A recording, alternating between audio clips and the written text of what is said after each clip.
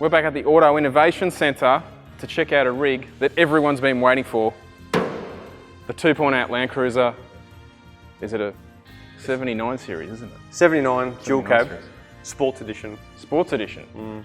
Let's cut to the chase. We've just come back from the track and it's pretty clear which one's a better rig.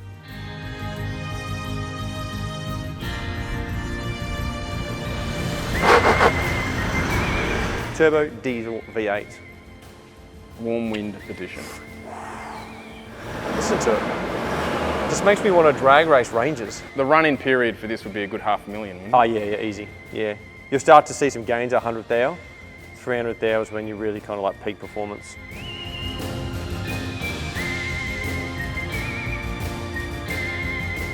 Like a lot of new cars on the market now, the looks are very polarizing. I for one quite like it. I love the retro stuff. I find a lot of problems with new cars is they're all starting to look the same.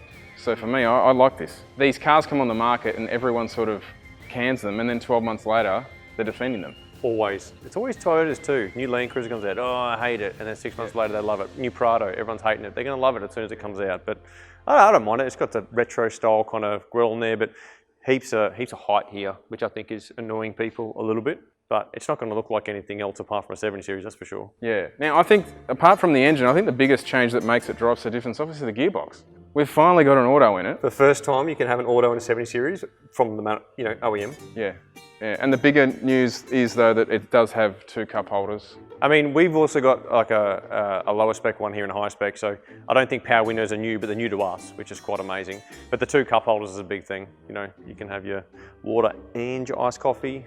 One thing that I thought they might have changed is they've still got that whole wider track at the front, haven't they? So it's essentially it's the exactly same. the same. Everything's the same, they've just changed the engine. It feels as though they've just pulled the engine and gearbox out and then put the Hilux engine and gearbox in, basically. I'm sure there's more to it. You know, I'm not suggesting that it wasn't a hard job. Now, we just ran them side by side at Sandown. It had a little bit of a drag, bit of fun.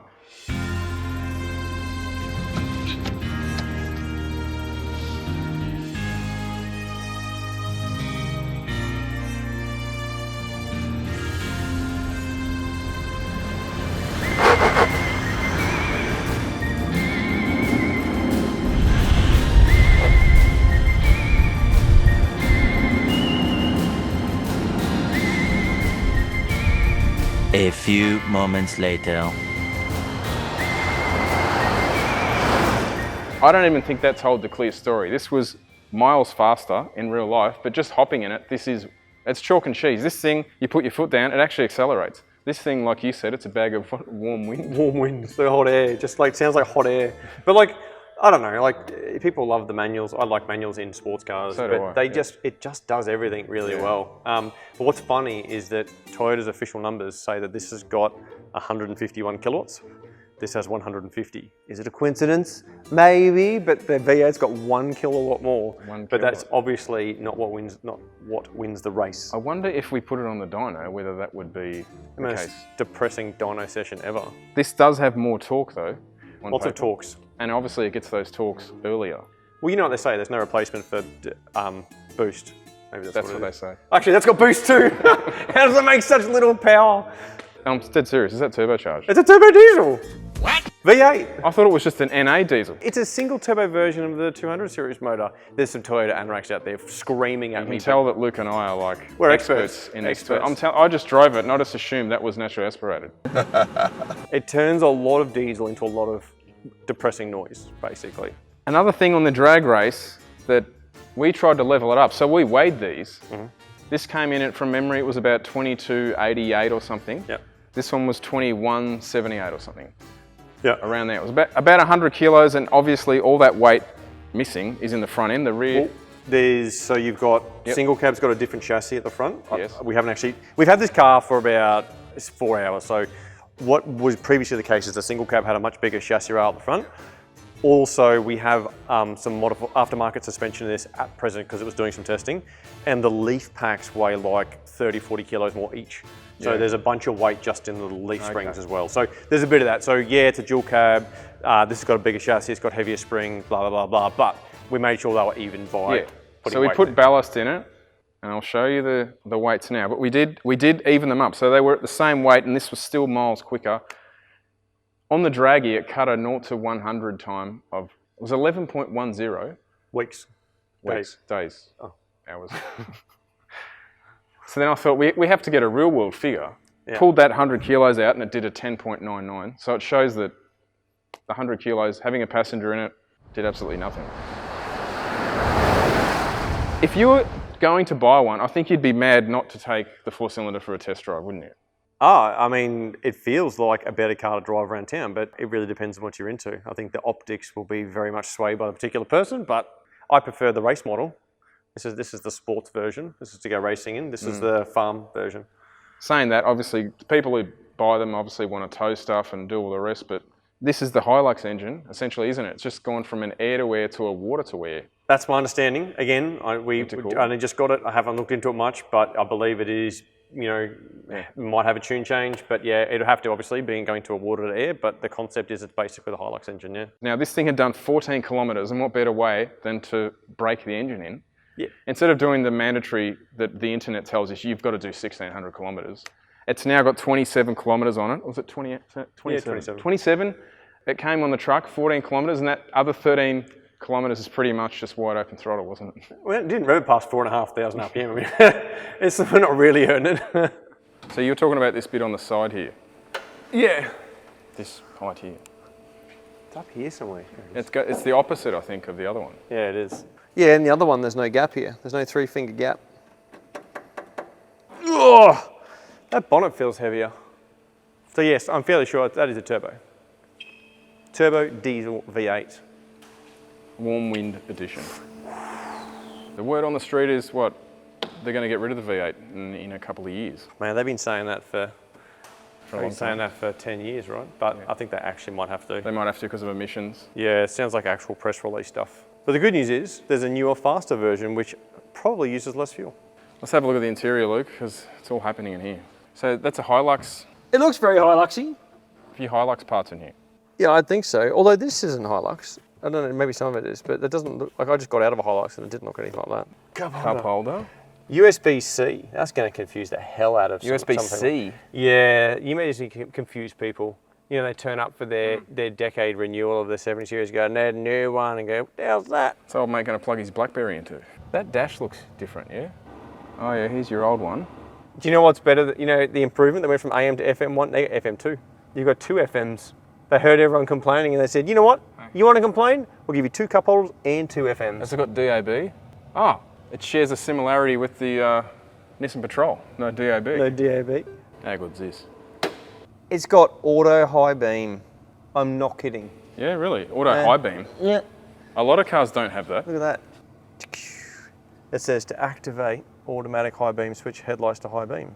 That is, if for people who don't have it, that is a very cool feature when you're driving on like B highways and that sort of stuff, single lane stuff. It's good to passively aggressively flash people for like a fraction of a second before it turns them off. What are these holes for? I haven't figured this out. Like, what do they use? There's one there. Benson and Hedges 20s that fit in there, Luke. You reckon? So you put your ice brake in here. You put your water here. This is obviously a phone hole, which my phone doesn't quite fit in. It's very close. Yeah. And then it's the wireless charging pad. Can you fit a burrito in there? What do you put in there? It's too small. Chicken nuggets. Oh, you could put dip in there. You could put sweet and sour sauce in that. You could have your nuggets stacked up in here and just. Oh, I'm hungry. I did find this. So it does have an auxiliary fuel tank because it's labelled. That's how it came. This is a dual cab. If you got 4 unlucky friends, you can bring them in here with you. You could get two back here, no problem. Yeah. It's not that bad. I've got diff locks. I've got rear and front and rear. So you can only you have rear in or front and rear in. Oh, that's nice. Don't even have to go get a spanner to do it. Lovely. But I've still got a stick. I think this is really important for their clientele, is that you've got to. There's no light. I can't actually see which way that cross is. Probably going to be in neutral. Oh, you know, I don't mind that. There's not a lot of cars these days. You can't, even with the ignition on, you can't shift it out of park. It's like, no, like particularly the ZF, you've got to start the car, but it still lets me put it in neutral so I can roll down the hill and, I don't know, crash into a sheep. I think I've broken it. Look at that, get some diff locks in. Oh, did you hear them? They turned on. Can you honestly tell me that they sound any different? Yeah, It still sounds like a diesel. To be honest, people, for some reason, people get the V8 and you hear them go, oh, but the sound, like that's the worst bit. Yeah. It's the worst bit of that car is that sound. Yeah. But it just sounds like a turbo diesel. Yeah, it's a 4-cylinder. It sounds like a 4-cylinder. But I don't think that you're really giving up something amazing over there. Sounds like a race car. Listen to it. Just makes me want to drag race Rangers. So there's no chance Toyota are going to offer an auto in the V8. Well, it sounds like it's on borrowed time for emissions reasons, so maybe that, I doubt it. So, but I don't know. I mean, you'd think that the 200 series auto should work. There's obviously a reason they haven't done it. But it sounds like that one's going to slowly go to the grave. A lot of other Toyota models, they've ditched the bigger engine now. You've only got the choice of, well, you don't have a choice. You've just got a lot of their, you know, like a Camry, for example. In Australia, they've ditched, you can't get a 6-cylinder one. Oh, really? Yeah. It's got headlight height adjustment. They've got the radar here now. Like, it was in the badge for the other ones. I think that grille's a lot nicer than the other one. Yeah, I think so. They've lifted this up really high. So this gap isn't there on the V8. So they've gone from having a top scoop, like a bonnet scoop that pops air onto the engine. This is what 70 series people love. They want to be able to pull over, get their air filter, knock it on a rock, get the dirt out of it and go, give it a lick, put it back in. There's nothing they hate more, Toyota people particularly, than having to use tools to change their air filter. Because you can't do that in the middle of nowhere, right? First service is done. It'll go forever now. Once this motor loosens up, that drag race is going to be a different story. 100,000 Ks. The run-in period would be a good the run-in period for this would be a good $500,000, wouldn't it? Oh yeah, easy, yeah. You'll start to see some gains at 100,000. 300,000 is when you really kind of like peak performance. You know, I actually like having a key. It's weird. You are weird. I prefer the key to never leave my pocket.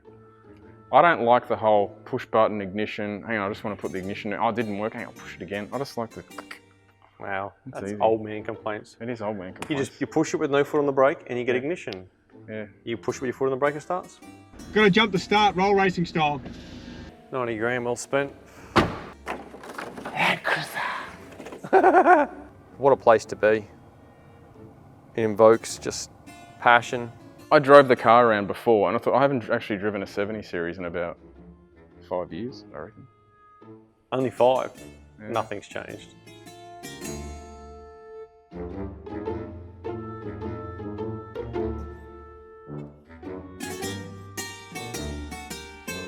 Come Yeah. a bit closer to me, a little bit, yeah. It's probably close enough.